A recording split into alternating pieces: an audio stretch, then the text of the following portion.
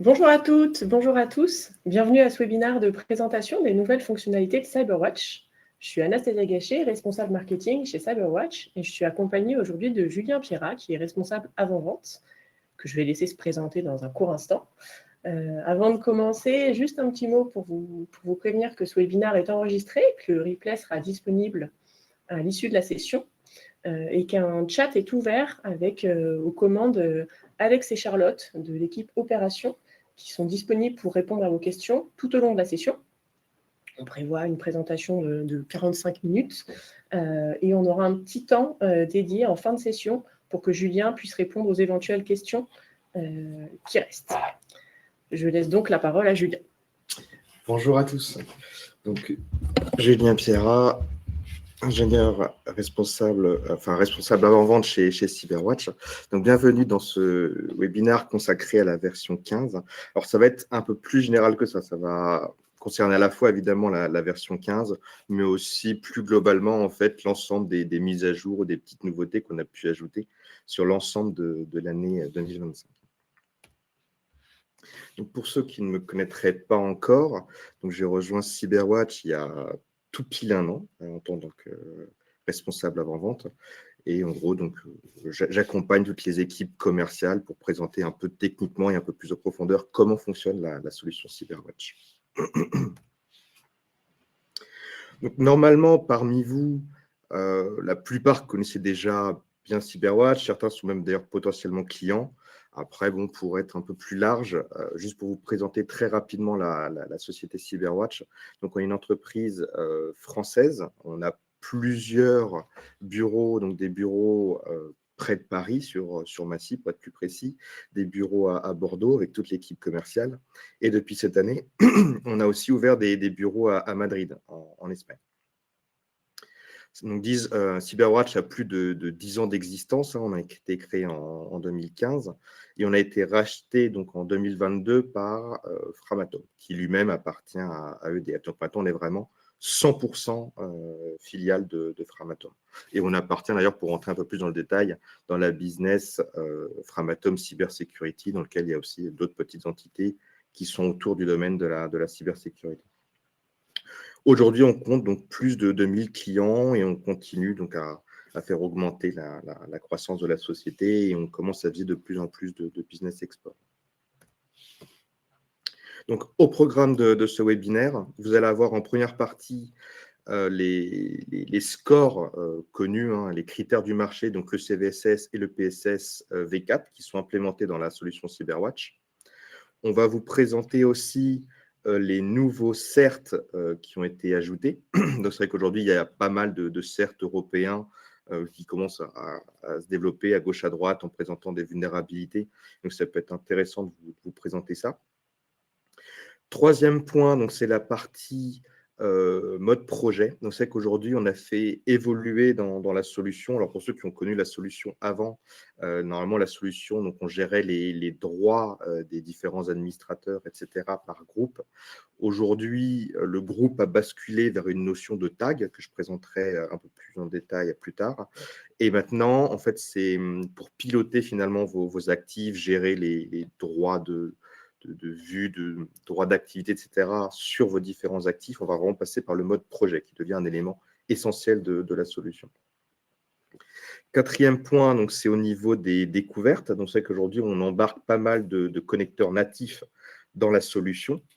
Et en gros, on ajoute régulièrement des nouveaux connecteurs par rapport aux nouvelles technologies ou par rapport aux besoins de nos clients.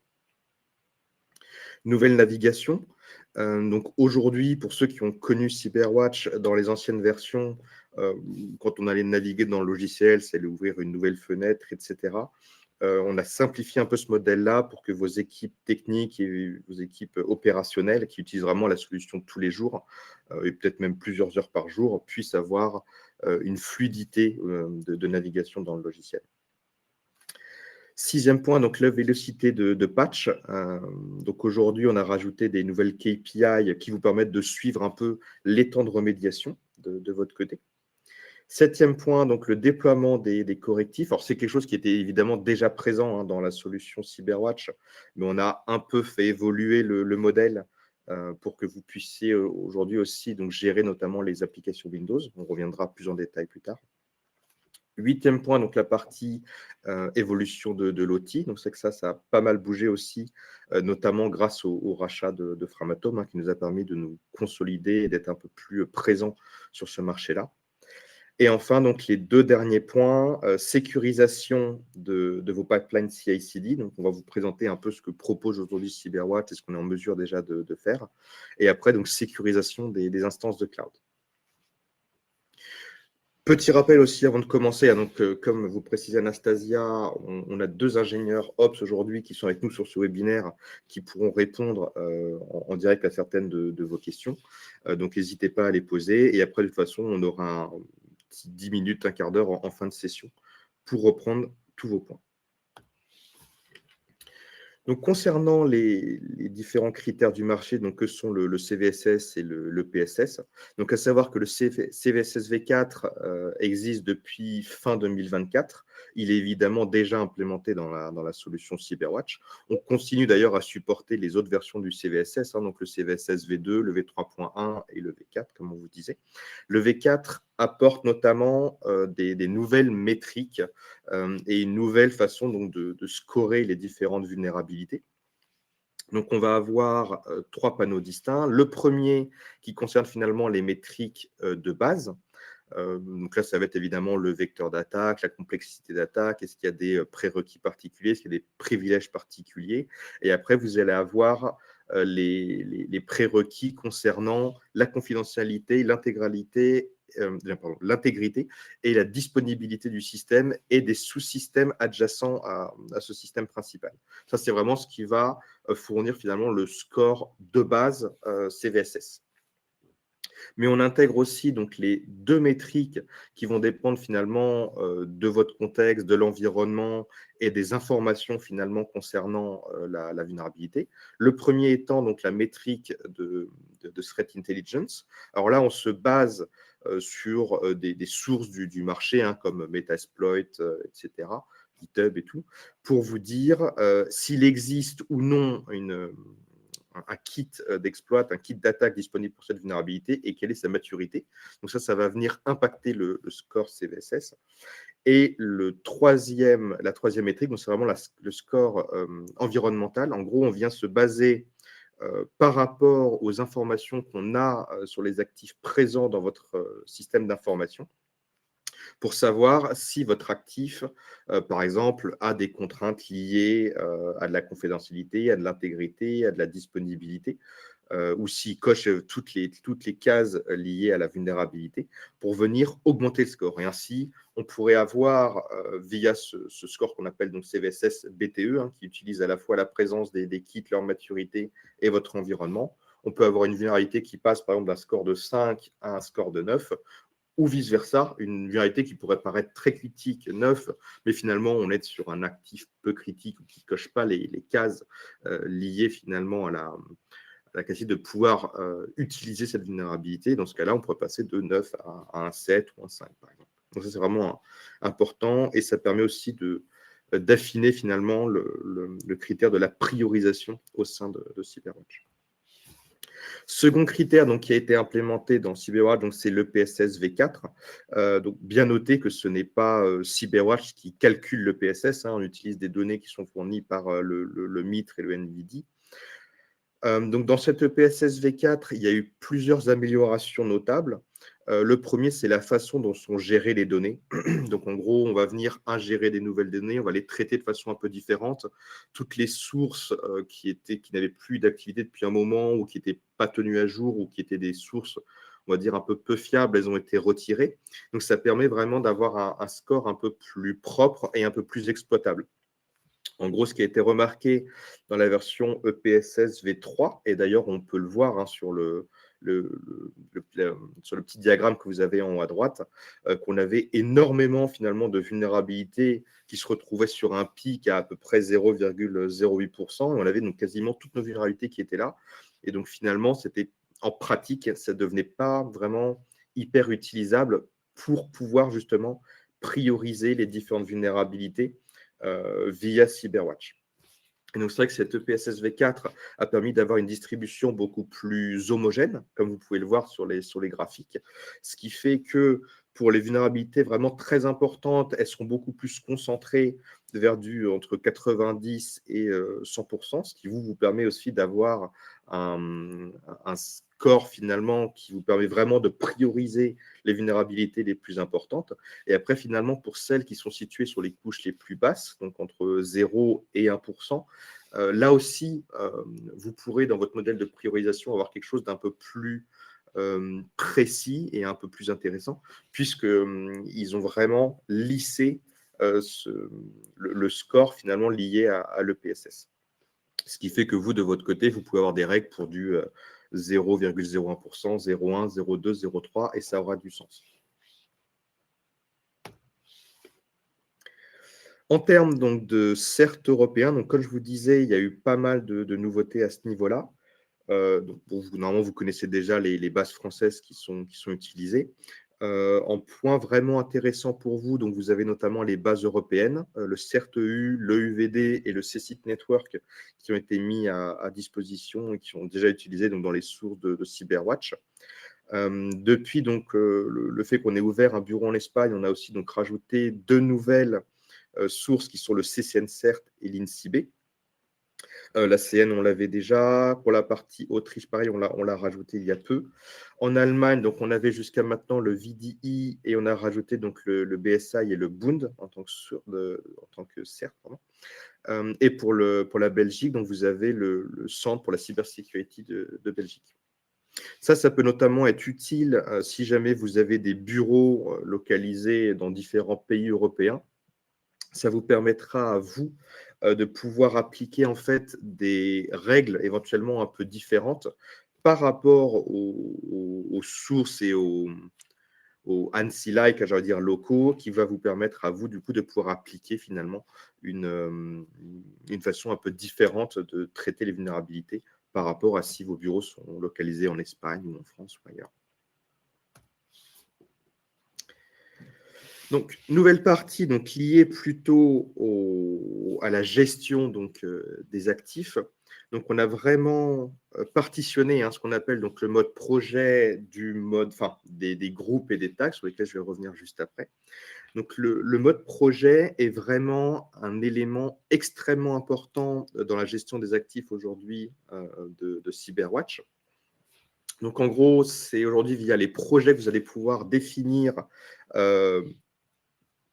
quels actifs vont pouvoir être gérés par tel administrateur, sachant qu'on garde toujours donc, les 4 droits que vous avez déjà connus, donc les droits en tant qu'auditeur, administrateur système, administrateur sécurité et administrateur total de Cyberwatch. La grosse différence par rapport au groupe, c'est que désormais, un projet, un actif ne peut être associé qu'à un seul et unique projet. Donc, ça vient vraiment modifier finalement la gestion que vous pouviez avoir pour les utilisateurs, mais aussi la gestion des actifs. Donc, ça demande aussi de bien raisonner en amont comment vous allez pouvoir définir les projets, sachant qu'il ne faut pas hésiter à contacter notre support aussi pour qu'il vous donne quelques recommandations, on va dire, et qui vous accompagne aussi pour la définition des projets au sein de votre SI. Et en gros, donc, si on compare les projets avec une analogie un peu basique, on peut voir ça un peu comme des armoires. Et en gros, donc, dans ces armoires, vous allez pouvoir positionner vos actifs. Ces armoires sont ensuite fermées à clé et après, vous décidez à qui vous allez donner la clé. Donc là, comme vous le voyez sur les différents diagrammes, un utilisateur peut avoir évidemment plusieurs clés, ça peut être partagé. Mais par contre, ce qui ne sera plus possible, c'est si jamais, par exemple, vous avez dans l'armoire orange un actif que vous voudriez partager à quelqu'un qui a accès à l'armoire verte, il faudra du coup lui donner l'accès complet finalement à l'armoire orange.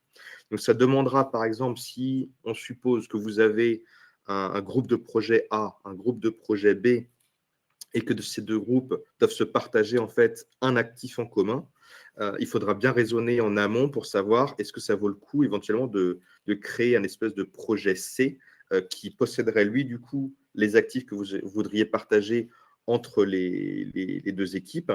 Et du coup, la personne du projet B n'aurait pas accès à l'ensemble des actifs du projet A, mais uniquement à ceux qui auraient été partagés dans le projet C.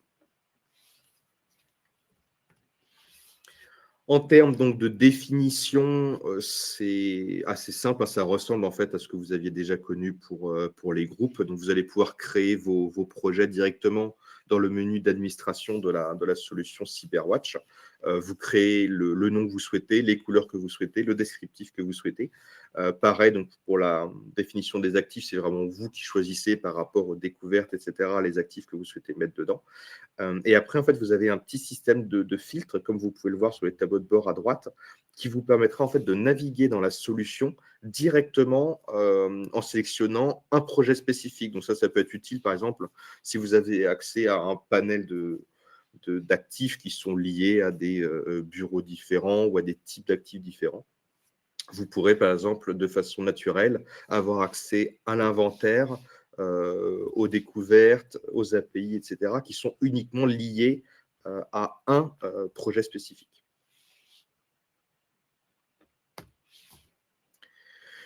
Donc, concernant maintenant les groupes qui finalement étaient ce qui existait avant dans CyberWatch pour gérer les droits.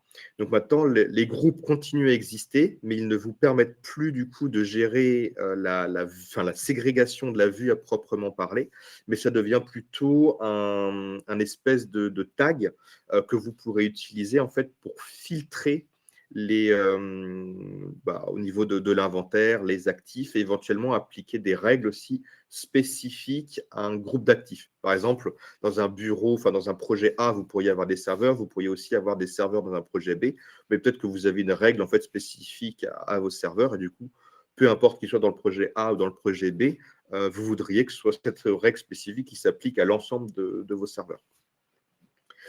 Pour le coup, la grosse différence entre les groupes et les projets, c'est que là, pour le coup, un actif, finalement, peut avoir autant de groupes qu'il le souhaite. Il n'y a pas de limite.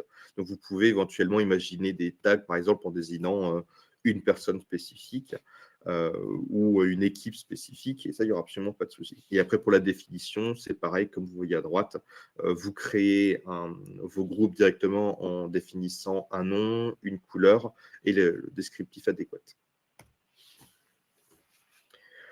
Au niveau donc des découvertes, alors là, pour le coup, sur l'année 2025, il y a quand même eu pas mal d'ajouts faits par nos équipes R&D. Donc, sur la partie infrastructure locale, alors on en supporte plus que ça, hein, vous le verrez tout à l'heure dans la démonstration de la solution, mais on a rajouté un nouvel hyperviseur qui est l'Hyper-V. Alors après, on supporte aussi à côté tout ce qui va être vSphere, VMware, OSXi, etc. Et on supporte aussi maintenant donc, les gestionnaires de firewall, donc notamment via Fortinet et Storm Shield, qui vont nous aider en fait à faire la découverte de l'ensemble des firewalls gérés par vos systèmes. Et on a aussi, donc on s'est pas mal musclé sur la gestion et la sécurisation des environnements Docker et des infrastructures cloud. Donc pour ça, vous allez avoir soit directement, évidemment, les images locales qu'on peut récupérer depuis soit en téléchargeant l'image, soit depuis vos instances Linux qui pourraient avoir des conteneurs qui tournent. Sinon, on peut aussi en fait utiliser les découvertes pour s'associer à un système de registre. Donc là, vous avez une revue un peu complète. Hein. Vous avez donc évidemment les registres Docker, les registres Arbor, le GitLab Registry, et après vous avez aussi les registres liés à des instances cloud, et on est aussi en mesure de récupérer les images ou les conteneurs en tout cas associés à des clusters Kubernetes. Donc pour ça, vous allez avoir du Rancher, vous allez avoir les clusters Kubernetes locaux, vous allez avoir aussi donc les clusters Kubernetes liés à des instances cloud, que ce soit du Azure, du Amazon, etc. Et vous avez du Swarm aussi. Et pour les infrastructures cloud, donc aujourd'hui, on a pas mal de connecteurs natifs, notamment via la Azure API, AWS SSM. On peut aussi se connecter à GCP. Si vous avez du Tenant 365, on peut aussi récupérer les informations et checker la conformité par rapport à ce type d'actif. Comme je vous le précisais tout à l'heure, donc on a pas mal modifié la navigation au sein de CyberWatch.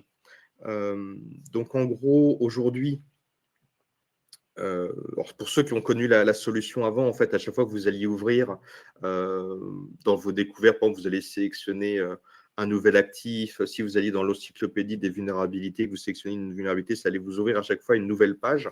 Alors, le temps de chargement était assez rapide, hein, on est de l'ordre de même pas 2 secondes. Donc, c'est vrai que quand on utilise la solution de temps en temps, ça n'a pas d'impact. Mais c'est vrai qu'on a eu plusieurs clients, finalement, pour qui l'utilisation de CyberWatch était vraiment quotidienne et on parle de plusieurs heures par jour. Et dans ce cas-là, finalement, ce petit temps de chargement à chaque fois ralentissait un peu leur process. Des fois, on va avoir une vulnérabilité, on veut checker rapidement. Est-ce qu'on a quels sont les actifs finalement qui sont liés à cette vulnérabilité? Est-ce qu'il y a des kits d'attaque disponibles? Quels sont les avis de sécurité? Mais des fois, on veut balayer comme ça plusieurs vulnérabilités les unes à la suite des autres. Et finalement, ce petit temps de chargement pouvait devenir un peu un inconvénient. Et donc, c'est pour ça qu'on a sorti ce nouveau mode de navigation. Où vous avez finalement dans le fond vos listes de découvertes, votre encyclopédie des vulnérabilités, etc.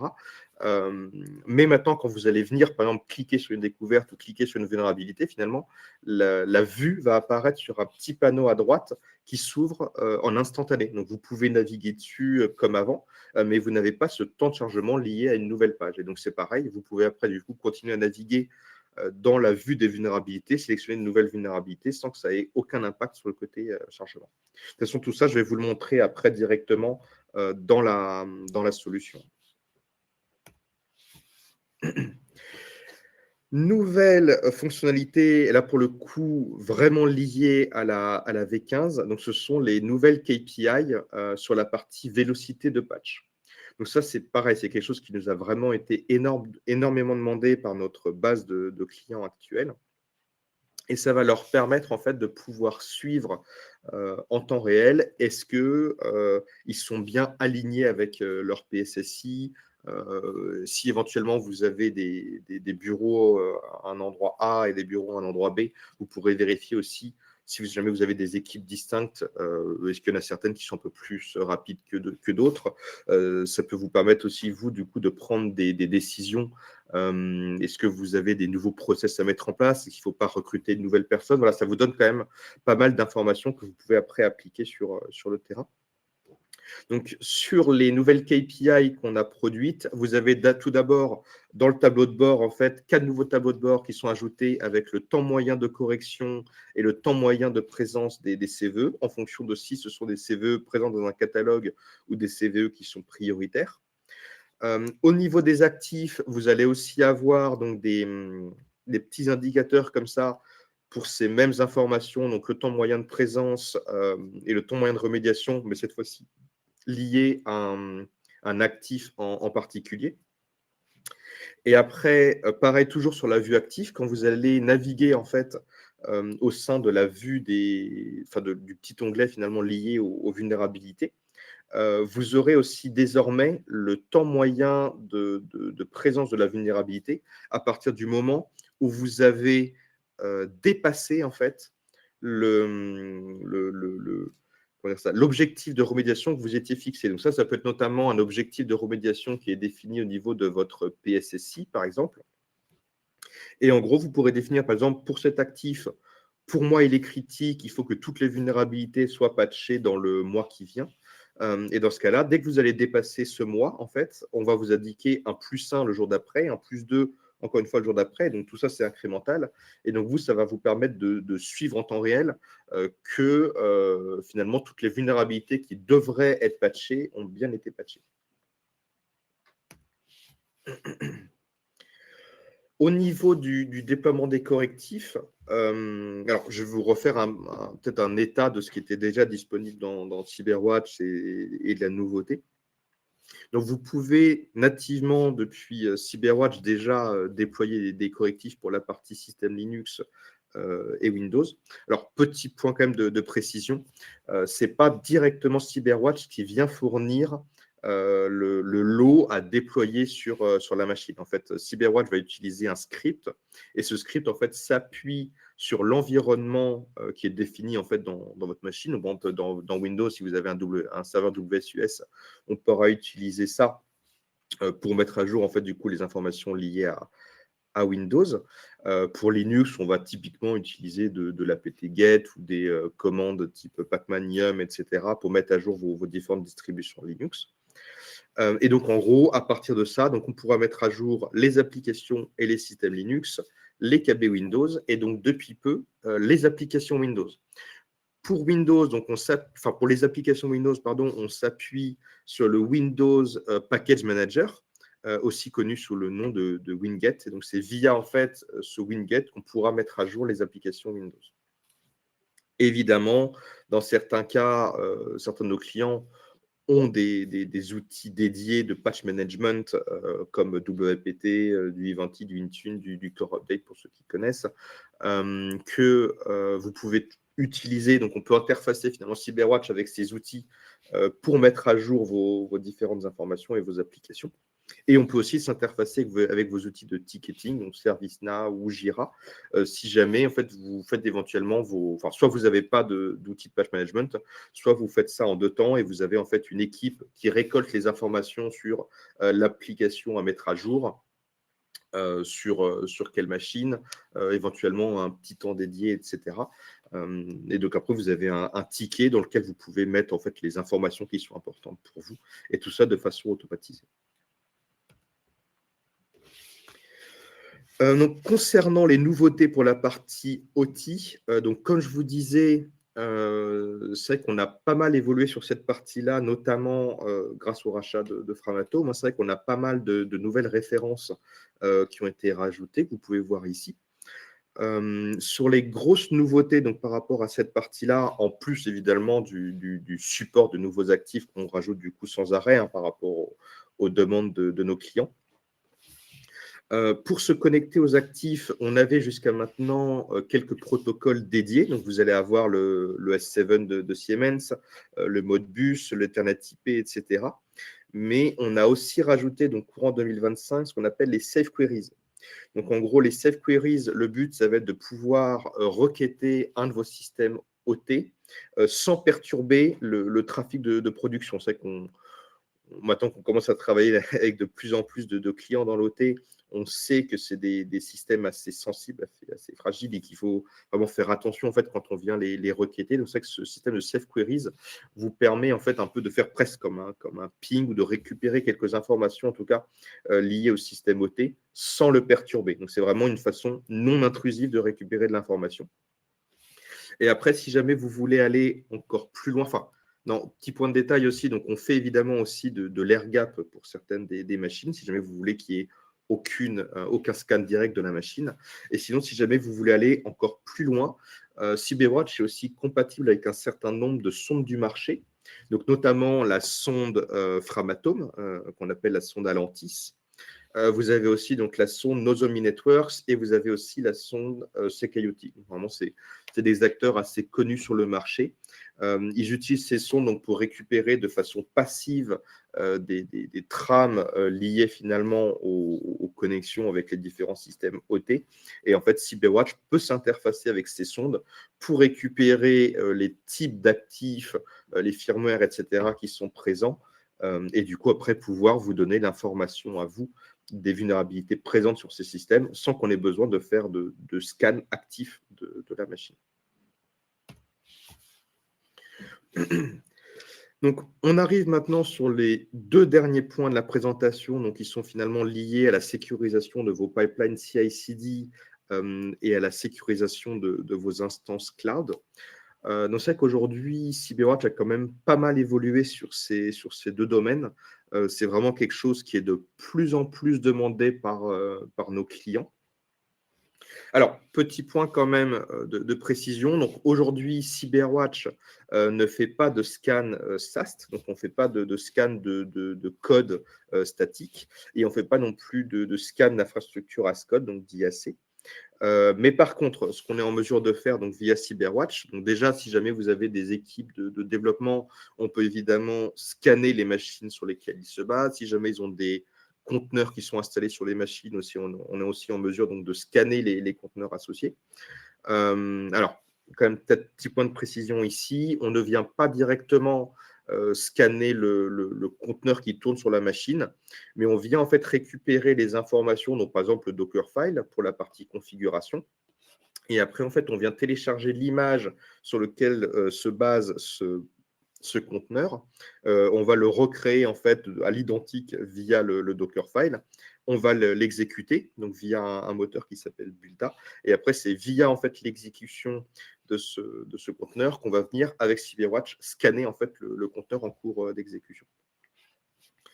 Donc, comme je vous disais, donc, on va pouvoir donc scanner les machines de vos développeurs. Si jamais ils ont des conteneurs présents, on pourra scanner des copies de ces conteneurs. Si jamais ils utilisent des librairies logicielles, on pourra aussi les scanner. Si jamais ils s'appuient sur des instances cloud, etc., on pourra aussi récupérer au niveau de vos instances cloud, ce sera là, juste après, certaines informations pour venir les scanner.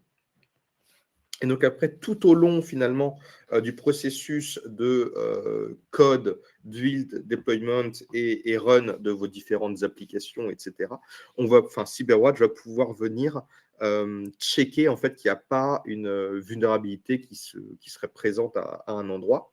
Donc notamment par exemple quand vous allez utiliser les repositories GitLab, GitHub pour vous pousser vos différentes images, etc.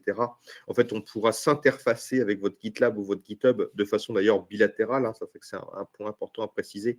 Mais du coup, on pourra quand même scanner, récupérer les images qui sont présentes et les scanner. Et on pourra avoir l'information à la fois dans CyberWatch, mais aussi directement dans vos interfaces GitLab, GitHub. Donc, c'est que c'est vraiment un plus pour nos clients, parce qu'ils n'ont pas forcément besoin d'aller directement sur la solution pour récupérer le fait qu'il y ait une vulnérabilité qui soit présente. Et après, donc en supposant, voilà, vous avez codé, vous avez buildé vos différents systèmes, vous les mettez en production, vous les déployez, et à partir d'un moment, il faudra bien les exécuter. Et donc là aussi, sur toute cette partie-là, CyberWatch a un rôle à jouer, puisqu'on va pouvoir scanner vos différentes instances de cloud, d'une part, même les actifs qui se trouveraient sur votre cloud. Si jamais donc, vous avez des applications, par exemple web ou des sites web que vous devez exécuter ou mettre à disposition de certains clients, et qu'il faut savoir que CyberWatch possède un scan DAST basé sur les scans WASP. Donc, on va à la fois pouvoir scanner en fait tout ce qui va être port, mais aussi de façon active, éventuellement faire par exemple des requêtes des injections XSS, des injections SQL, etc. Et on se base vraiment sur le top 10 de l'OWASP pour venir checker s'il n'y aurait pas de vulnérabilités présentes sur certaines de vos applications même. Et après, donc même quand vous allez mettre à disposition des images auprès de vos clients, ils seront en mesure, de toute façon, avant de les utiliser, ou vous-même d'ailleurs pour suivre dans le temps, vous pourrez évidemment continuer à scanner les vulnérabilités présentes sur éventuellement différentes versions aussi de vos images.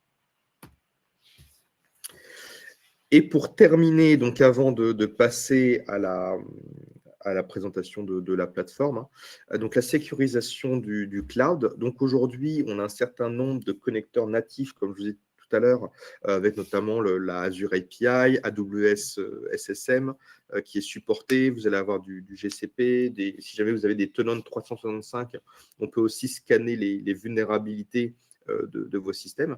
Alors, sachant que quand on parle de scan de vulnérabilité, c'est au sens large. Ça veut dire qu'on pourra d'un côté récupérer les assets qui tournent. Ça peut être éventuellement des registres, ça peut être des clusters Kubernetes, ça peut être des VM, ça peut être des serveurs, etc. Donc ça, on pourra récupérer les informations. Mais on sera aussi en mesure de tester la conformité liée à vos instances cloud. Donc, typiquement, si jamais vous avez votre tenant 365, on pourra utiliser le CIS benchmark associé à Microsoft 365. Donc, ça va aussi comprendre éventuellement votre Entra ID, votre SharePoint, votre OneDrive, etc., votre Teams. Et vous pourrez donc vérifier les configurations de vos systèmes pour vérifier que vous répondez bien aux critères de sécurité du marché.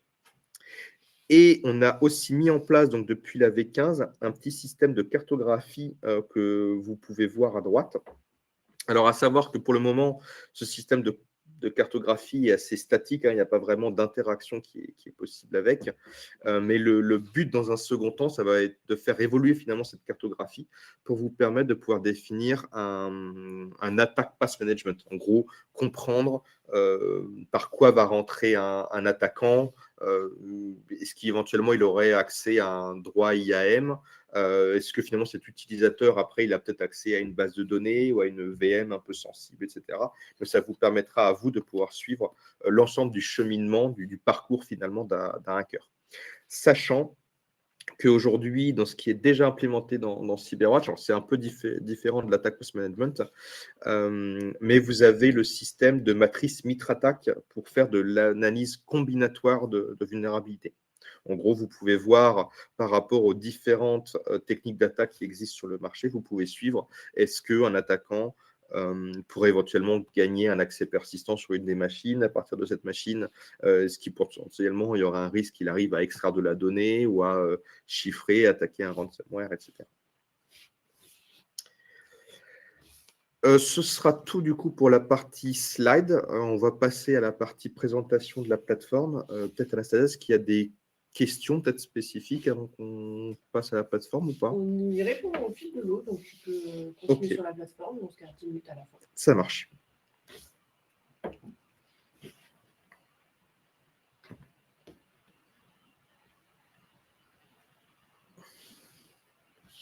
Ok. Donc, nous voilà sur la plateforme CyberWatch. Pour ceux qui l'auraient encore jamais vu, donc peut-être en introduction donc très brève, sur CyberWatch, vous allez avoir un petit système de tableau de bord qui vous permet donc de visualiser de façon très directe finalement les informations qui sont présentes sur votre machine. Vous allez avoir un petit onglet de découverte qui vous permettra donc d'utiliser les connecteurs natifs pour pouvoir finalement visualiser l'ensemble des actifs qui seraient présents. Donc ça, c'est notamment utile contre le shadow IT. Hein. Finalement, les équipes IT, des fois, se rendent pas compte qu'ils ont finalement une vision pas du tout à jour en fait, de l'ensemble des actifs qui peuvent être présents sur leur réseau. Vous allez avoir après un petit onglet d'inventaire pour visualiser finalement l'ensemble des actifs qui sont scannés par CyberWatch, sachant qu'après, vous pouvez aussi, via la gestion des actifs, éventuellement faire un tri entre ceux qui sont gérés via un scan avec agent, sans agent, etc. Vous allez avoir ensuite donc, un certain nombre d'encyclopédies qui sont téléchargées en fait, au niveau de CyberWatch, donc une encyclopédie liée à la vulnérabilité. Donc là, vous avez les 321 929 vulnérabilités qui sont présentes directement dans le logiciel CyberWatch.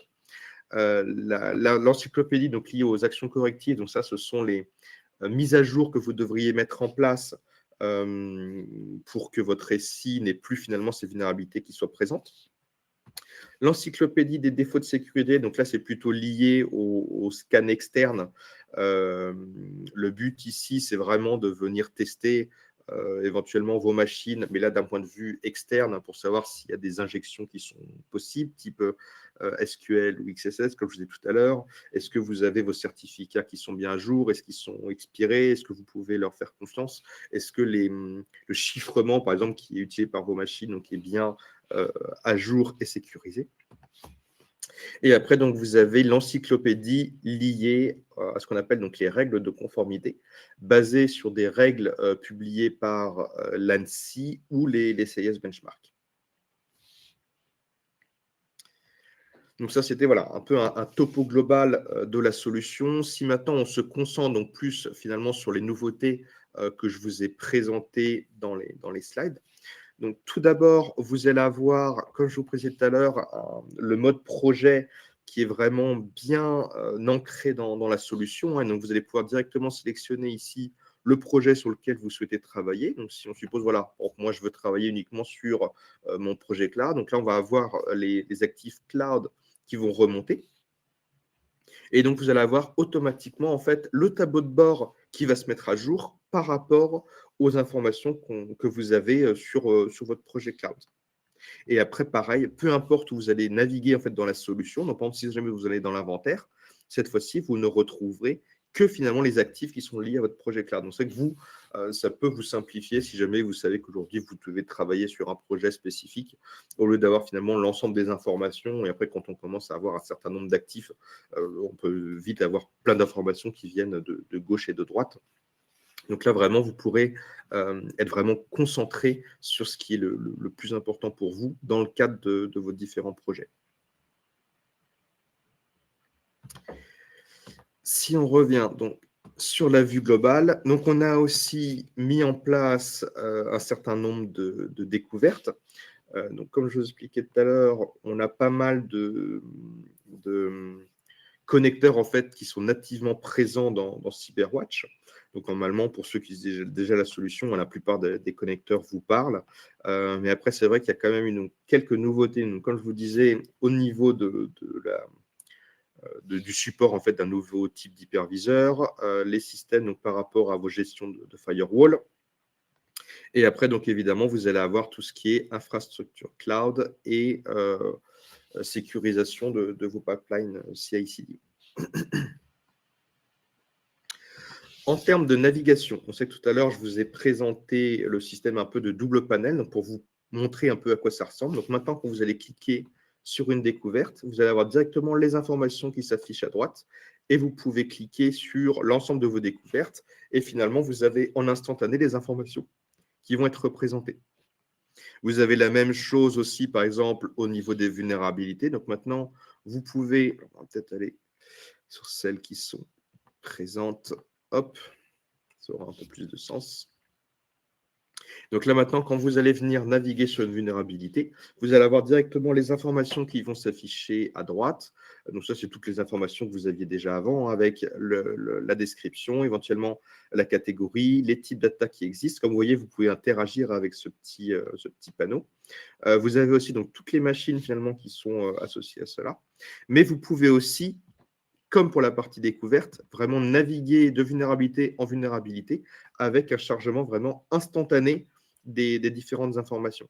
Sachant que si vous avez toujours besoin de l'ouvrir dans une page dédiée, vous pouvez évidemment toujours utiliser la petite icône ici pour avoir l'information qui s'affiche en grand écran. Et donc là, après, vous pouvez continuer à naviguer comme vous le faisiez avant. Le but, voilà, c'est vraiment si jamais vous êtes en train de rechercher une information, vous ne savez pas précisément, ou alors vous avez juste besoin de faire un petit check rapide, c'est que le fait d'avoir cette page qui s'affiche en instantané, ça vous fait vraiment gagner un temps fou. Si on se concentre donc maintenant sur la partie un peu KPI et vélocité de patch, donc vous avez les 4 nouveaux tableaux que vous voyez ici qui apparaissent, donc là qui vont vous permettre à vous de pouvoir suivre par rapport à la vue globale ou par rapport à un projet précis, le temps moyen de correction ou le temps moyen de présence de certaines CVE. Et après, donc si jamais on se concentre sur un actif en particulier, donc par exemple la machine Midas que je vais avoir ici. Donc, vous avez ici ces nouveaux cadrans qui sont apparus qui vont vous permettre de savoir que par rapport au temps moyen de remédiation et au temps moyen de présence, est-ce que vous êtes bon ou non. Et ça, en fait, ça va définir de la criticité que vous aurez définie sur votre actif. Donc, par exemple, ici, on est en criticité moyenne.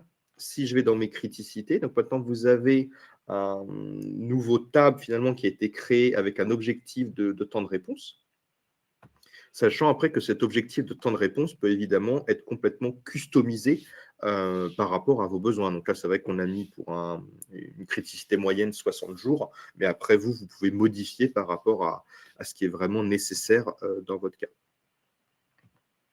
Et donc, du coup, après, par rapport à ce temps que vous aurez défini, vous allez avoir évidemment un indicateur vert si jamais, effectivement, vous êtes bien cohérent par rapport à ce que vous avez défini, ou un indicateur rouge ou jaune en fonction de à quel point il faut vous inquiéter, vous alerter, en tout cas, à quel point vous êtes vraiment différent par rapport à votre objectif de temps de remédiation, en tout cas. Et après, donc, dans la partie vulnérabilité, vous avez aussi maintenant, pour l'ensemble des vulnérabilités présentes sur la machine, un temps de présence de la vulnérabilité. Et en fait, vous avez donc une petite indication en rouge ici, donc qui vous indique en fait le nombre de jours depuis lesquels la vulnérabilité aurait dû déjà être sécurisée en fait, ou retirée. sachant qu'en général, ça va dépendre directement de ce qui est défini dans votre PSSI. Et après, donc par exemple, ce que vous pouvez faire après, à partir de cette information de temps de remédiation, c'est aussi un tableau de bord en fait, qui va vous permettre, par exemple, de suivre par site quel est le niveau de sécurisation par rapport aux attentes de chacun des sites. Donc là, par exemple, on peut voir que mon site de Gemont, potentiellement, il faudrait peut-être que j'envisage de prendre quelques ingénieurs sécurité supplémentaires parce qu'en termes de vulnérabilité, ils sont vraiment extrêmement en retard.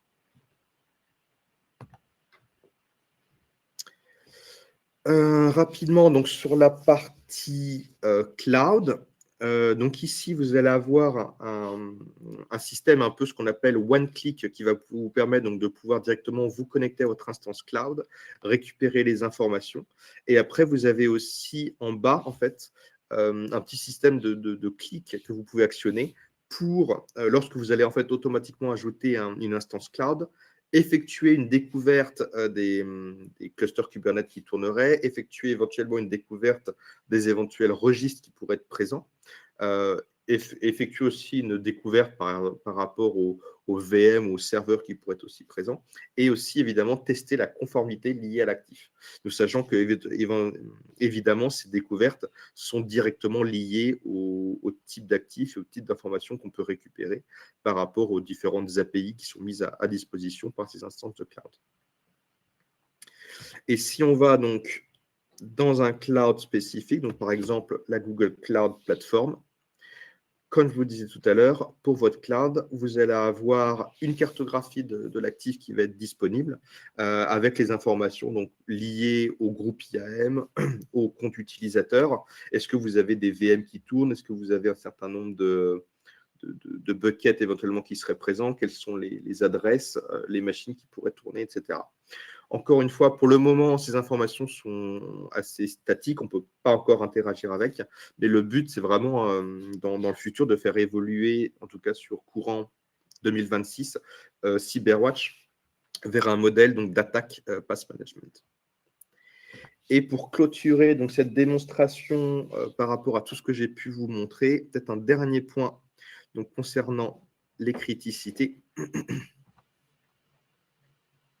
Donc, par rapport à ce que je vous ai montré lié en fait aux nouvelles criticités associées au nouveau CERT européen, vous allez pouvoir donc définir un certain nombre les catalogues en fait sur lesquels vous voudriez vous appuyer dans la campagne de priorisation des vulnérabilités. Donc jusqu'à maintenant, c'est que le seul critère qui était disponible, c'était le fait d'utiliser en fait l'ensemble des catalogues. Maintenant, vous allez pouvoir choisir des catalogues spécifiques. Donc, vous allez avoir le CISAKEV ou le CERT-FR ALE. Et par rapport aux nouveaux CERT que je vous ai présentés juste avant, donc les CERT allemands, les CERT européens, etc., le but va être, d'ici 2026, de vous permettre en fait d'avoir ici un certain nombre de CERT que vous pourrez cliquer. Et du coup, effectivement, en fonction de si votre bureau est basé en Espagne ou s'il est basé en Allemagne, vous pourrez du coup appliquer des critères de priorisation beaucoup plus spécifiques à votre environnement.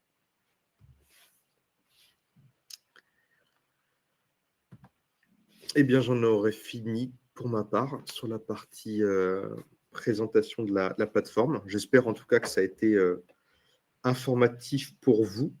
Et de toute façon, n'hésitez pas à poser vos questions. On a encore une bonne dizaine de minutes. Voilà. Le chat, il a été bien actif pendant tout le webinaire, donc on a encore quelques questions. La première, pour aller plus loin que l'AirGap, vous mentionnez des sondes OT. Existe-t-il également des sondes IT? Les sondes IT, finalement, ça va plus être lié à nos scanners de découverte. Donc là, en général, effectivement, on va se baser sur un certain nombre d'infrastructures en fait, qui sont déjà existantes. Et finalement, ce qui pourrait le plus se rapprocher d'un scanner, enfin d'une sonde IT, ce serait notamment, par exemple, le scan Nmap, où là, vous allez pouvoir en fait, scanner directement une plage réseau que vous allez pouvoir définir avec un certain nombre de systèmes à scanner. Donc oui, on peut déjà récupérer un certain nombre d'informations.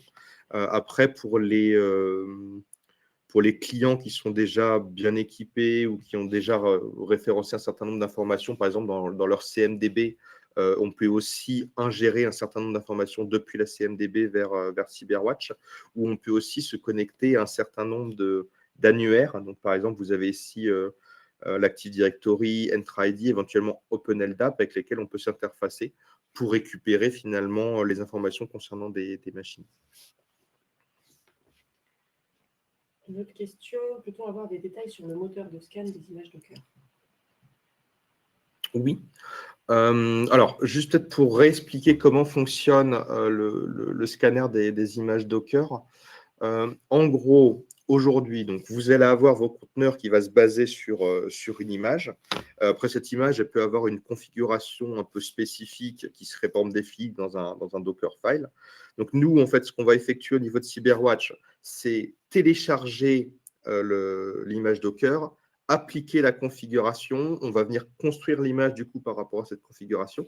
On va l'exécuter. Et si une fois donc l'image est exécutée, alors le moteur qu'on utilise pour l'exécution, ça va être du Builda, si jamais vous connaissez. Et en gros, une fois donc le système est en cours d'exécution, finalement, on va venir lancer les scripts de scan Linux standard. Et c'est à partir de ça qu'on va pouvoir récupérer les informations liées aux vulnérabilités de ce conteneur. On a une question aussi sur les projets. Pour les actifs sensibles, est-ce qu'il est préférable de créer des groupes ou plutôt des projets?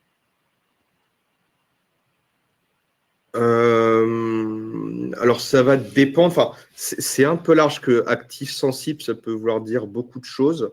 Par exemple, pour certains actifs sensibles, ils ne seront pas en fait directement connectés au réseau.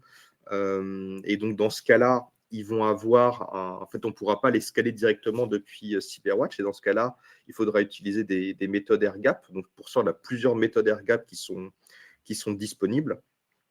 Vous allez avoir la méthode airgap où vous allez pouvoir télécharger un script, donc Windows, Linux, Mac, que vous allez pouvoir déployer sur la machine pour après récupérer les informations, les remonter dans CyberWatch pour après finalement scanner les vulnérabilités qui sont présentes. Vous allez éventuellement pouvoir définir un fichier SBOM que vous allez pouvoir utiliser et implémenter dans CyberWatch pour récupérer l'information. Après, vous avez certains systèmes qui ne sont pas du tout connectés, sur lesquels on ne veut pas faire tourner de logiciel, pas de script, donc vous n'aurez ni fichier SBOM, ni fichier directement récupéré depuis un script CyberWatch. Et dans ce cas-là, il faudra éventuellement définir la machine à la main. Et après, sur le côté projet ou groupe, à partir du moment où ces actifs sont en mode airgap, c'est vrai que la façon de les gérer va être un peu spécifique. Mais j'ai envie de dire qu'il n'y a pas forcément de bonne manière. Ça va dépendre en fait finalement de votre environnement. Là, pour le coup, ça vaut peut-être le coup d'avoir une discussion avec notre ingénieur, enfin un ingénieur Ops, pour qu'on puisse un peu approfondir et vous dire ce qui serait le plus approprié par rapport à votre environnement. Dans tous les cas, en général, les projets restent quand même le plus recommandés, puisque c'est via les projets que vous pourrez notamment définir une vue, enfin un accès en tout cas au niveau de vos utilisateurs. Une question, les mises à jour sont-elles testées ou déléguées une source d'Intel spécifique pour les rollbacks? Alors, ça dépend si on parle des mises à jour pour la partie application ou mise à jour pour la partie directement CyberWatch. Alors, on va prendre les deux cas. Dans le cas des applications, donc au niveau des applications, donc que ce soit les systèmes Linux ou les systèmes Windows, encore une fois, ce n'est pas directement CyberWatch qui fournit la mise à jour. Donc nous, en gros, en fait, ce qu'on va utiliser, c'est le fait qu'on ait l'encyclopédie des vulnérabilités. Pour chacune des vulnérabilités qui existent, on va avoir en fait les informations par rapport à tel ou tel logiciel, quelle est la version finalement qu'il faudrait mettre à jour. Je peux vous montrer, par exemple, là, dans une action corrective, hop, pour cette KB.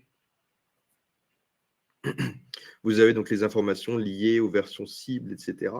Et après, quand vous allez sur la machine, avec gestion des correctifs, vous avez donc la technologie impactée et vers quelle version en fait, il faudrait faire évoluer votre système. Du coup, est-ce qu'on teste les correctifs? Non. En fait, nous, on se base directement sur les vulnérabilités, sur les avis de sécurité qui sont fournis à la fois par les éditeurs, etc. Et c'est eux, en fait, qui nous donnent l'information sur la version qu'il faudrait mettre en place. Et après, donc, il y avait une histoire aussi de rollback. Donc, à dire qu'aujourd'hui, le rollback n'est pas disponible depuis CyberWatch. Par contre, on sera en mesure de vous dire, si jamais vous essayez de déployer donc, un correctif en tant qu'orchestrateur via CyberWatch, on pourra vous dire si jamais le correctif a réussi ou non. Si jamais il a échoué, vous aurez l'information. Et après, sinon, vous pouvez évidemment utiliser un outil tiers comme un outil de patch management qui va vous permettre, lui, d'éventuellement effectuer des rollbacks si besoin. Si jamais donc on parle des mises à jour liées à CyberWatch, alors déjà savoir que le process de release des mises à jour chez CyberWatch est quand même assez strict. Hein. À chaque fois qu'on va venir pusher du code, vous allez avoir des revues par les pairs. On a toute une série de tests qui sont organisés avec une phase de préqualification et une phase de qualification. Donc ça prend quand même plusieurs semaines. Et si jamais il y a un problème qui est trouvé pendant l'une de ces deux phases, hein, on va recommencer le process de zéro. Donc avant de faire une release, il y a toute une batterie de tests quand même qui sont effectués. Après, à partir du moment où on est sur du conteneur de toute façon, vous pouvez toujours remonter une instance de façon rapide si jamais il y a un problème. Hein. On vous recommande d'effectuer de façon régulière des backups de vos données. Et donc, si jamais il y a besoin éventuellement de revenir sur une version précédente, vous pouvez toujours utiliser le dernier package qui avait été mis à disposition pour déployer la solution sur l'ancienne version. Parcours le chat. J'ai l'impression qu'on a répondu à toutes les questions avec l'aide aussi d'Alex et de Charlotte. Une dernière question. Le dashboard map présenté ne semble pas disponible directement sur Kibana. Plus largement, les dashboards que vous rajoutez sont-ils ajoutés automatiquement sur nos instances ou à minima les plus pertinents? Alors, effectivement, au niveau de Kibana, vous allez avoir en fait un certain nombre de dashboards qui sont mis à disposition par défaut. Mais après, il faut savoir que Kibana, le but de Kibana, hein, c'est justement de pouvoir définir vos propres dashboards. Donc là, c'est que le dashboard que je vous ai présenté tout à l'heure, c'est un dashboard qu'on a créé nous en interne par rapport à un besoin. Il faut savoir que du coup, tous les dashboards que je vous présente, soit ce sont des templates déjà définis, et dans ce cas-là, vous pouvez les mettre ils sont déjà disponibles en fait dans vos instances. Sinon, vous pouvez créer vos propres dashboards par rapport à votre environnement, votre contexte, vos besoins. Si jamais vous avez besoin qu'on vous accompagne, ne pas hésiter à contacter le support pour éventuellement travailler peut-être sur un dashboard Kibana un peu plus lié à vos besoins. Et après, si jamais, effectivement, il y a un des tableaux de bord que je vous ai présenté, par exemple, peut-être le OT qui vous intéresse, vous pourrez en rediscuter avec le support. Ok, ben on arrive à la fin de ce webinaire. S'il y a des questions qu'on aurait par malheur ratées, n'hésitez pas à les envoyer à notre support qui sera un plaisir d'y répondre.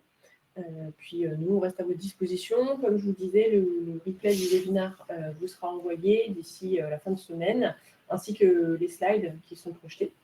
Et donc voilà, le mot de la fin, c'est merci Julien, merci à Alex et Charlotte d'avoir répondu aux questions dans le chat. Merci à tous d'être venus pour ce webinaire et puis à très bientôt. Merci à tous. Puis j'espère vous rencontrer sur certains salons, etc. N'hésitez pas.